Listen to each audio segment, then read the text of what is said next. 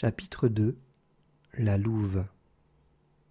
Le déjeuner terminé et le rudimentaire matériel du campement rechargé sur le traîneau, les deux hommes tournèrent le dos au feu joyeux et poussèrent de l'avant dans les ténèbres qui n'étaient point encore dissipées. Les cris d'appel, funèbres et féroces, continuaient à retentir et à se répandre dans la nuit et le froid. Ils se turent quand le jour, à 9 heures, commença à paraître. À midi, le ciel, vers le sud, parut se réchauffer et se teignit de couleur rose. Puis se dessina la ligne de démarcation que met la rondeur de la terre entre le monde du nord et les pays méridionaux où luit le soleil. Mais la couleur rose se fana rapidement. Un jour gris lui succéda, qui dura jusqu'à 3 heures pour disparaître à son tour. Et le pâle crépuscule arctique redescendit sur la terre solitaire et silencieuse. Lorsque l'obscurité fut revenue, les cris de chasse recommencèrent à droite, à gauche, provoquant de folles paniques parmi les chiens, tout harassés qu'ils étaient. « Je voudrais bien, » dit Bill en remettant pour la 20e fois les chiens dans le droit sentier, « qu'ils s'en aillent au diable et nous laissent tranquilles. »« Il est certain qu'ils nous horripilent terriblement, » approuva Henri.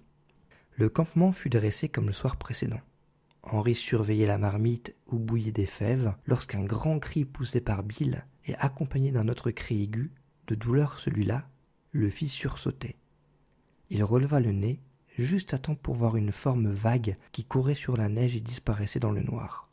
Puis, il aperçut Bill qui était debout au milieu des chiens, mi-joyeux, mi-contrit, tenant d'une main un fort gourdin, de l'autre la queue et une partie du corps d'un saumon séché. « Je n'en ai sauvé que la moitié, » dit Bill. « Mais le voleur en a reçu pour le reste, l'entends-tu hurler ?»« Et quelle forme avait ce voleur ?» demanda Henri. « J'ai pas pu bien le voir, mais ce que je sais, c'est qu'il a 4 pattes, une gueule, une fourrure qui ressemble à celle d'un chien. Ce doit être, j'en jurerais, un loup apprivoisé. Diantrement apprivoisé en ce cas, pour être venu jusqu'ici au moment du dîner et emporter un morceau de poisson. » Assis sur la boîte oblongue, les deux hommes, après avoir mangé, avaient humé leur pipe comme ils en avaient l'habitude. Le cercle d'yeux, flamboyant, vint les entourer comme la veille, mais plus proche.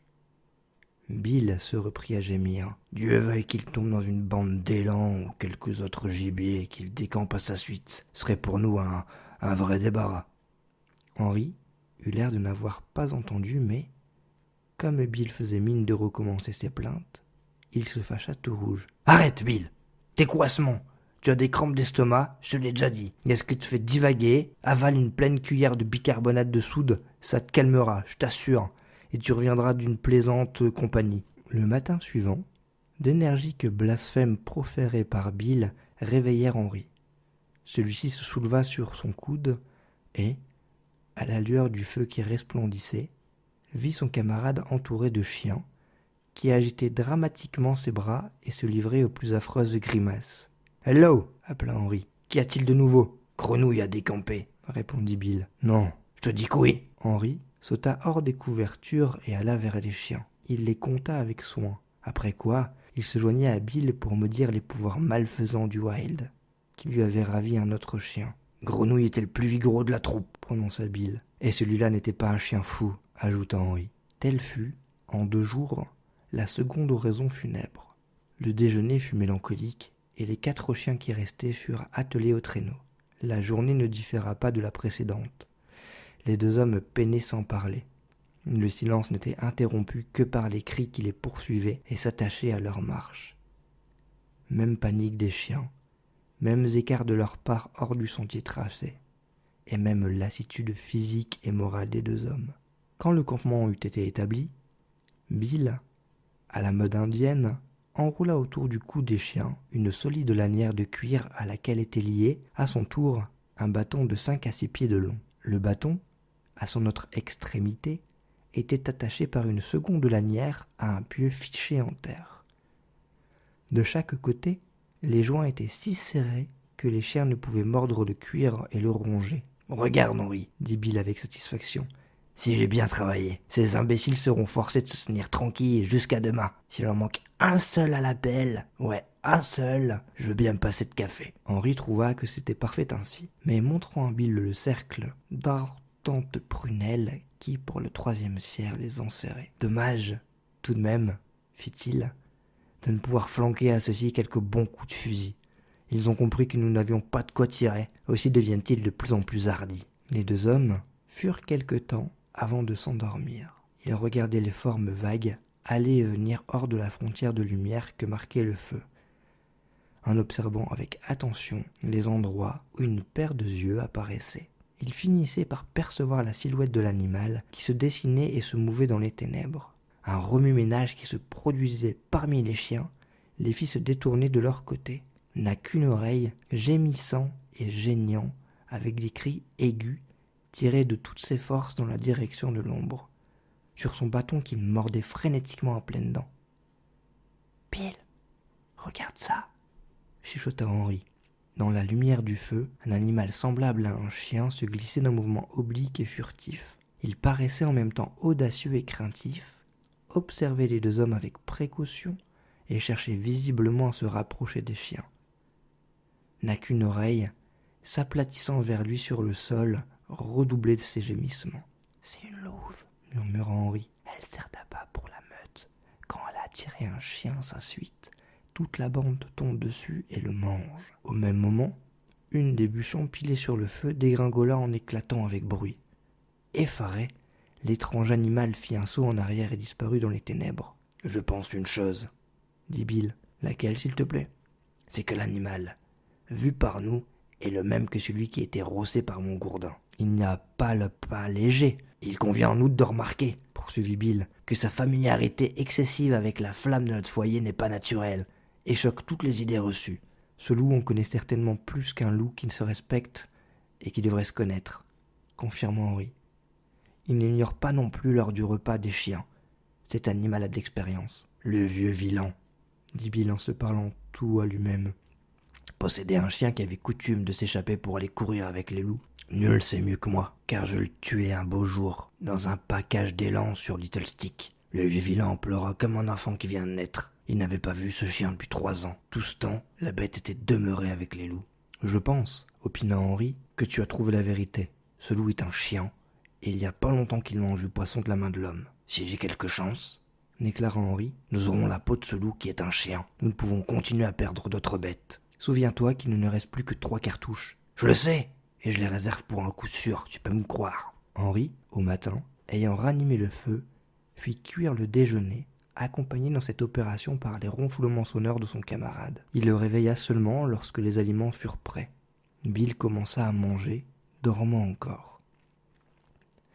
Ayant remarqué que sa tasse à café était vide, il se pencha pour atteindre la cafetière. Mais celle-ci était du côté d'Henri et hors de sa portée. « Dis-moi, Henri, interrogea-t-il avec un petit grognement d'amitié. « N'as-tu rien oublié de me donner ?» Henri fit mine de regarder autour de lui et secoua la tête. Bill avança sa tasse vide. « Tu n'auras pas de café, » prononça Henri. « Tu l'as renversé ?» demanda Bill avec anxiété. « Non, c'est pas ça. Si tu me refuses, tu vas arrêter ma digestion. Tu n'en auras pas. » Un flux de sang et de colère monta au visage de Bill. « Veux-tu, je t'en prie, parler et t'expliquer ?» Gros Gaillard est parti. Lentement, avec la résignation du malheur, Bill tourna la tête et compta les chiens. « Comment est-ce que ça arrivait ?»« Je l'ignore. » Gros Gaillard ne pouvait assurément ronger lui-même la lanière qu'il attachait au bâton. N'a qu'une oreille lui aurait rendu sans doute ce service. « Le foutu chien !» dit Bill, ne pouvant se libérer. Il a libéré son compère. En tout cas, c'en est fini maintenant de Gros Gaillard. Je suppose qu'il est digéré et qu'il se cahote en ce moment dans le vôtre de 20 loups différents. Cette 3e oraison funèbre prononcée, Henri poursuivit. « Maintenant, Bill, tu le veux ton café ?» Bill fit un signe négatif. « C'est bien certain. »« Certain, hein ?» insista Henri en levant la cafetière. « Il est pourtant bon, je t'assure. » Mais Bill était têtu. Il mit sa tasse à l'écart. « J'aimerais mieux, dit-il, être pendu. J'ai donné ma parole et je la tiendrai. » Il absorba son déjeuner à sec et ne l'arrosa que de malédictions à l'adresse de n'a qu'une oreille, qui lui avait joué ce mauvais tour. « Cette nuit, dit-il, je les attacherai mutuellement hors de leur atteinte. » Les 2 hommes avaient repris leur marche. Ils n'avaient pas cheminé plus de 100 mètres dans l'obscurité quand Henri, qui allait devant, heurta du pied un objet qu'il ramassa et qu'il lança, s'étant retourné dans la direction de Bill. « Tiens, Bill !» lança-t-il. « Voilà quelque chose qui pourra t'être utile. » Bill poussa une exclamation. C'était tout ce qui restait de Gros Gaillard. Le bâton auquel il avait été attaché. « Ils l'ont dévoré en entier, » dit Bill. « Les os, les côtes, la peau et tout. Le bâton même est aussi net que le dessus de ma main. Ils ont mangé le cuir qui le garnissait à ses deux bouts. Ils ont l'air terriblement affamés, pourvu que toi et moi, on subisse pas un sort identique avant d'être parvenus au terme de notre voyage. » Henri se mit à rire. « C'est bien la première fois, dit-il, que je suis aussi pisté par des loups. Mais j'ai connu d'autres dangers, je m'en suis tiré sain et sauf. Prends ton courage à deux mains et ne crains rien. Ils ne nous auront pas, mon fils. Voilà ce qu'on ne sait pas. Ouais, qu'on sait pas. T'es pâle et t'as une mauvaise circulation du sang. Il te faudrait de la quinquine. Je t'en bourrerai, moi, quand on sera arrivé. » Le jour fut une fois de plus semblable au jour précédent. Apparition de la lumière à 9 heures, à midi le reflet lointain vers le sud du soleil invisible, puis le gris après-midi précédant la nuit rapide. À l'heure où le soleil esquissait son faible effort, Bill prit le fusil dans le traîneau et dit « Je vais aller voir, Henri. Je vais aller voir ce que je peux faire. Sois prudent, et garde-toi qu'il ne t'arrive malheur. » Bill s'éloigna dans la solitude. Il revint 1 heure après, vers son compagnon qui l'attendait avec une certaine anxiété. « Ils se sont éparpillés, » raconta-t-il, « et rôdent au large de nous, courant par-ci, courant par-là, mais sans rien lâcher, sans nous lâcher. Ils savent qu'ils sont sûrs de nous avoir et qu'il leur suffit de patienter. En attendant, ils tâchent de se mettre quelque chose autre que nous sous la dent. »« Tu prétends, observa Henri, qu'ils sont sûrs de nous avoir ?» Bill fit semblant de ne pas avoir entendu et continua. « J'en ai aperçu quelques-uns. Ils sont maigres à faire peur. Ils n'ont pas mangé un morceau depuis des semaines, en dehors bien entendu de nos 3 chiens. Il y en a parmi eux qui n'ont que la peau sur la fourrure et qui n'iront pas loin. Leurs flancs sont pareils à des planches à laver et leur estomac remonté colle presque à l'épine. Ils en sont, et ça je peux te le dire, à la dernière phase de la désespérance. Ils sont en demi enragés et attendent. » Quelques minutes s'étaient à peine écoulées quand Henri, qui avait pris la place derrière et poussé le traîneau afin d'aider les chiens, jeta vers Bill un guise d'appel, un sifflement étouffé. Derrière eux, en pleine vue et sur la même piste qu'ils venaient de parcourir, s'avançait le nez collé contre le sol, une forme velue. La bête trottinait sans effort apparent, semblant glisser plutôt que courir. Les 2 hommes s'étaient arrêtés. Elle s'arrêtait net, ainsi que, ayant levé la tête, elle les regarda avec fixité, dilatant son nez frémissant, en reniflant le rôdeur, comme pour se faire d'eux une opinion. « C'est la louve !» dit Bill. Les chiens s'étaient couchés sur la neige, et Bill vint, derrière le traîneau, rejoindre son camarade. Ensemble, ils examinèrent l'étrange animal qui les suivait depuis plusieurs jours et qui leur avait déjà soufflé la moitié de leur attelage. Ils le virent trotter encore, en avant de quelques pas, puis s'arrêter, puis recommencer à diverses reprises le même manège, jusqu'à ce qu'il ne se trouvât plus qu'à une courte distance. Alors, elle fit halte, la tête dressée, près d'un groupe de sapins, et se remit à observer les 2 hommes. Il les considérait avec une insistance singulière, comme eût pu faire un chien, mais sans qu'il y eût rien dans ses yeux du regard affectueux de l'ami de l'homme. Cette insistance était celle de la faim. Elle était implacable comme les crocs de la bête, aussi inhumaine que la neige et le froid. L'animal était plutôt grand pour un loup, et ses formes décharnées dénotaient un des spécimens les plus importants de l'espèce. « Il doit mesurer près de 2 pieds et demi à hauteur d'épaule, » constata Bill, « et n'a pas loin de 5 pieds de long. Il a une drôle de couleur pour un loup, et j'en ai jamais vu de pareil. Sa robe tire sur le rouge et même sur l'orangé, à un ton cannelle. » La robe de la bête n'était point cependant de cette couleur, et le gris y dominait comme chez tous les loups, mais de fugitifs reflets qui trompaient et illusionnaient la vue couraient par moments sur le poil. « On dirait une rude et gros chien de traîneau, » poursuivit Bill. « Je ne serais pas autrement étonné de voir cet animal remuer la queue. »« Hé, gros chien !» appela Henri. « Amène-toi, quel que tu sois. »« Il n'a pas la moindre peur de toi, » dit Bill en riant. Henri agita sa main, fit semblant de menacer, cria à tue-tête. La bête ne manifesta aucune crainte et se contenta de se mettre légèrement en garde. Elle ne cessait point de dévisager les deux hommes avec une fixité affamée. Son désir évident était, si elle l'eût osé, de venir à cette viande et de s'en repaître. « Écoute, Henri, » dit Bill, avant de baisser la voix très bas. « Voici le cas d'utiliser mes 3 cartouches. Mais il ne faut point manquer le coup et qu'il soit mortel. T'en penses quoi ?» Henri approuva et Bill, avec 1000 précautions, amena à lui le fusil. Mais à peine avait-il fait le geste de le lever vers son épaule que la louve, faisant un saut de côté hors de la piste, disparut parmi les sapins. Les 2 compagnons se regardèrent. Henri sifflota d'un air entendu et Bill, se morigénant lui-même, remit en place le fusil. « Je devais m'y attendre. Un loup assez instruit pour venir partager le dîner de nos chiens doit être également renseigné sur les coups de fusil. Si tu veux tenter de l'abattre, fais-le d'ici, » conseilla Henri. « Que la bande survienne autour de toi, en admettant que tes 3 cartouches tuent 3 bêtes, les autres se régaleront ton compte. » Ce soir-là, on campa de bonne heure.